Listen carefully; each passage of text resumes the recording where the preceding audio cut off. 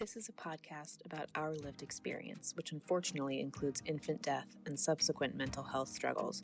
Please take good care of yourself and only listen if this content feels safe for you right now. We'll still be here when you're ready. Hi, I'm Judith. And I'm Alina. We are internet friends turned real-life friends who both experienced the tragic loss of our sons to sudden infant death syndrome in winter of 2021. In the year after Aiden died, my husband and I both became unemployed. My parents divorced, and we had to move 5 times for various reasons. And as for me, just a few weeks before my son Quinn died, my then husband had come out to me as a transgender woman and were subsequently divorcing. It's been a lot. It's been a lot. But as long as we're living, we will love our sons deeply and work to make sure that we live a life that makes them proud. Welcome to As Long As I'm Living podcast. We're so glad you're here. Well, it's a big day coming up. I know, it's almost Quinn's birthday, and I haven't been doing a lot of grieving because I've been so busy with other things. Mm-hmm. And I wanted to do some grieving today because I'm worried because I haven't done any grieving leading up to Quinn's birthday that it's all going to wash over me like all of a sudden.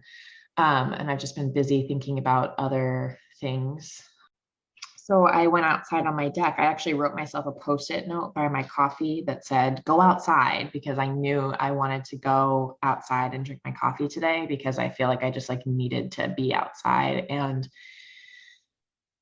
you know, this time of year, fall, the last gasps of summer and the first beautiful snaps of cold in the fall is such a specific time of year. And the feeling of the air, the sun, the warm sun, but the cool breeze, I don't know, there was something about the weather and the way the air smelled and the types of flowers that were blooming, you know what I mean? That felt so reminiscent of when he was born. Yeah. Yeah. And it just kind of brought me right back.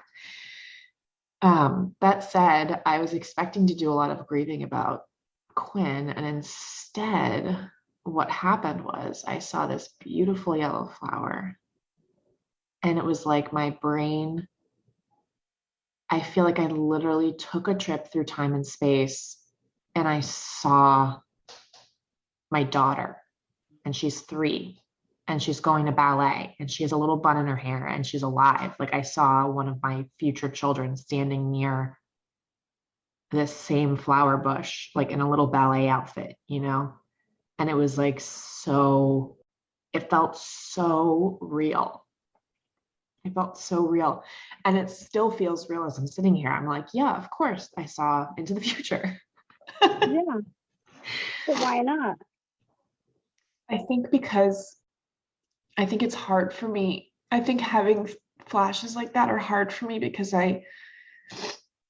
one of the other times that I had a flash like that was when we found out Quinn was a boy. When we found out Quinn was a boy, I was kind of confused because I had never pictured myself having a son. And I had this flash forward of this cute little boy who was maybe 2, which is how old he would be now. I had this little flash of him, a little boy reaching up to me. He had fallen down, you know, in the living room, and he was reaching up to me and saying, "Mama, Mama," and he was crying because he had hurt himself and he wanted to be comforted. And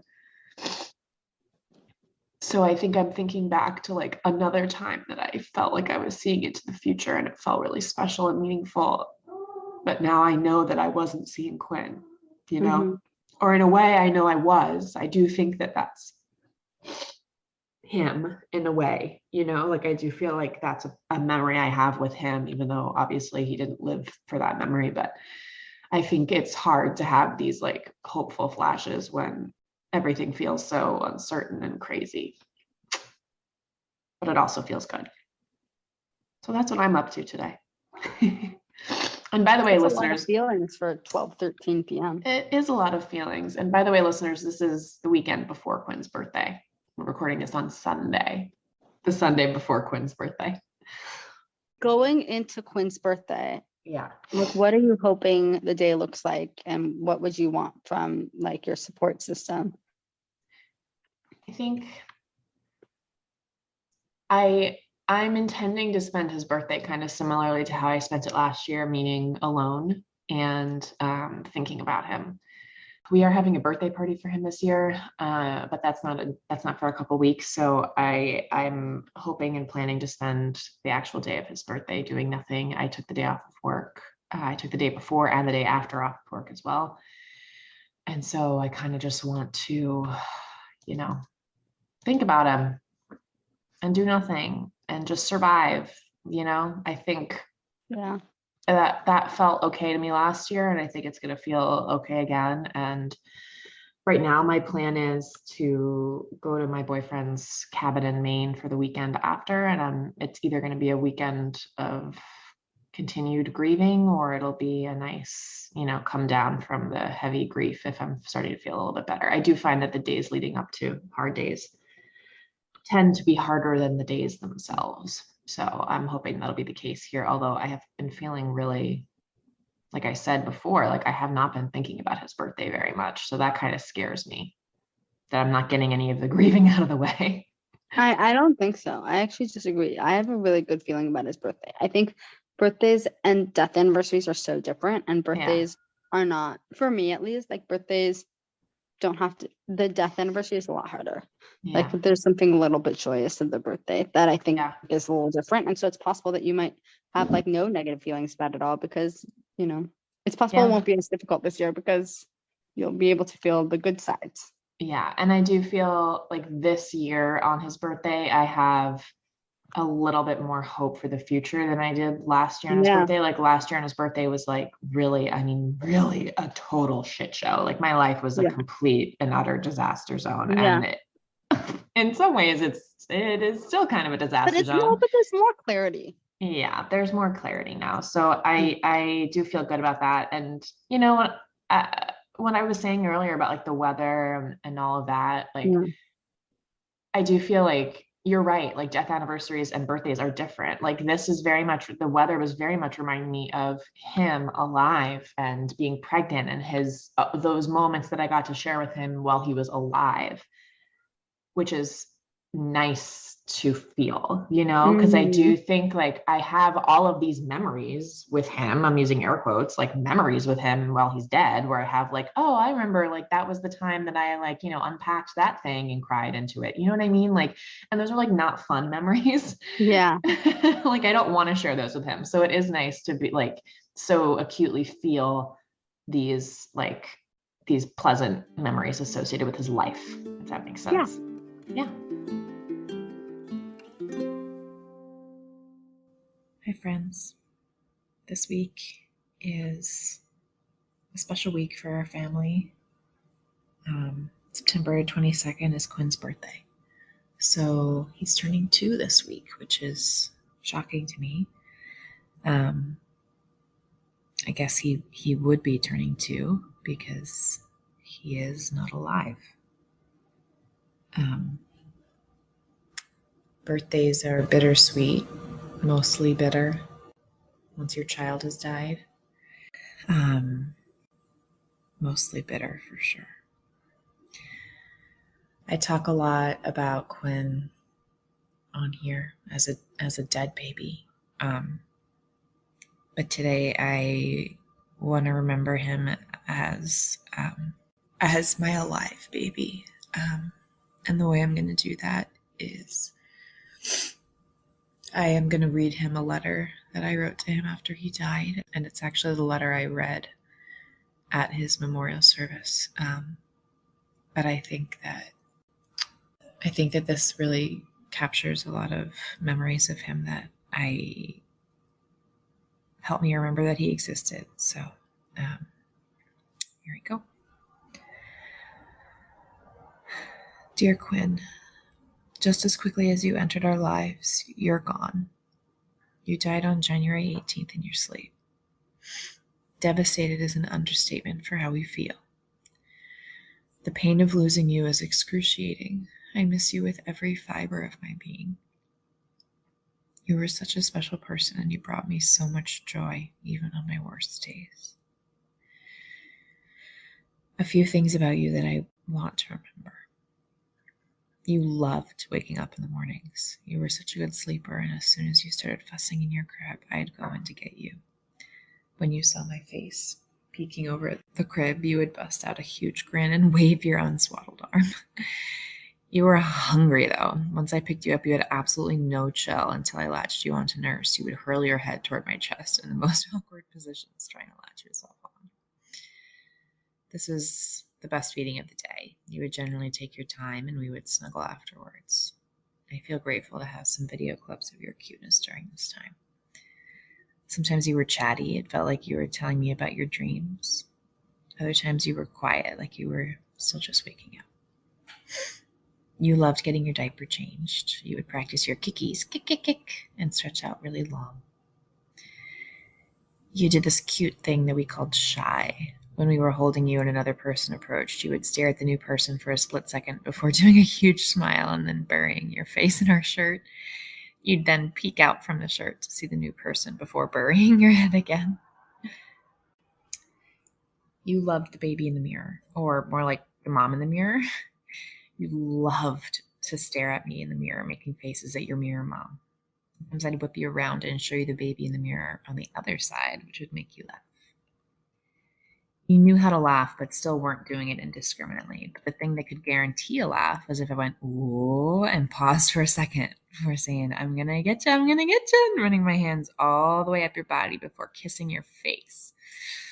You knew it was coming, and you got so happy with anticipation. You'd close your eyes halfway, knowing that I was going to kiss your face. Your favorite books were Splish Splash, which for some reason we called Squish Squish. It was a bath book. Even though you hated the bath, you loved Squish Squish. And Everywhere Babies. We spent many hours during your fussy period soothing you by reading those books. I also read the baby sleep book to you hundreds of times, once before each nap for weeks and weeks. You loved your playmat. We could put you down with your owl pals for up to 20 minutes at a time. You would kick them, chew them, and talk to them, and have a grand old time. You were just starting to sit and stand, I'm using air quotes here, hold your back up with our help for balance, or hold weight on your legs with our help. You were so proud of yourself. We think you liked the new view of the world. You were also just starting to roll. Once you realized you were on your belly, you weren't thrilled, but you were able to free your arms and lift up your head enough to not be miserable. You were so chatty. You had so much to say. We had so many conversations together, going back and forth, saying nonsense, although I don't think it felt like nonsense to you. You made one sound in particular that felt like it was just for me. It was like a wet, rolled R in the back of the throat. We used to do it back and forth to each other. When I'd hear you doing it to yourself in your crib, I felt like you were calling for me or saying to yourself, it's okay, Mom's here.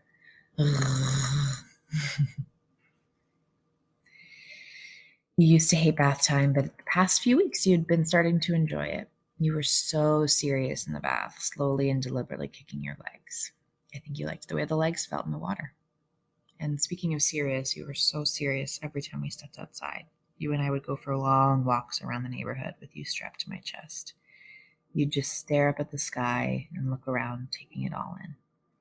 Once, your grandma and I took you for a walk in the snow, and you were sticking your tongue out. It looked like you were trying to catch snowflakes on it. Quinn, you were the love of my life. I would give anything to hold you again, even if only for 1 minute. I will cherish the memories I do have of you and hold on tight to the fact that you were so loved. And I know you felt it. You spent your 4 months on earth showered in love from your parents and your entire family, who absolutely delighted in you. I wish we could have had more time, but the time we did have with you was perfect. I love you more than anything in the world. Love, Mom.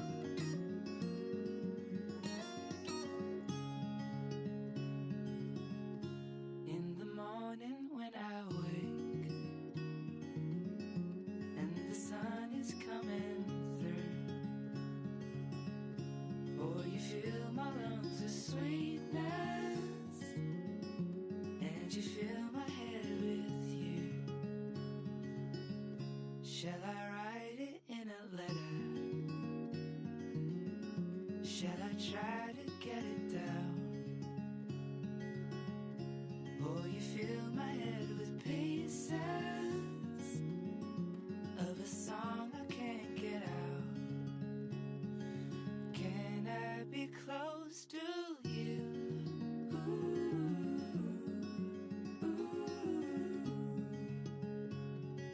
Can I be close to you?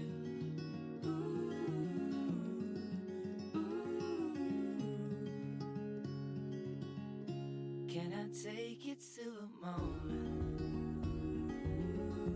where the fields are painted gold and the trees are filled with melody?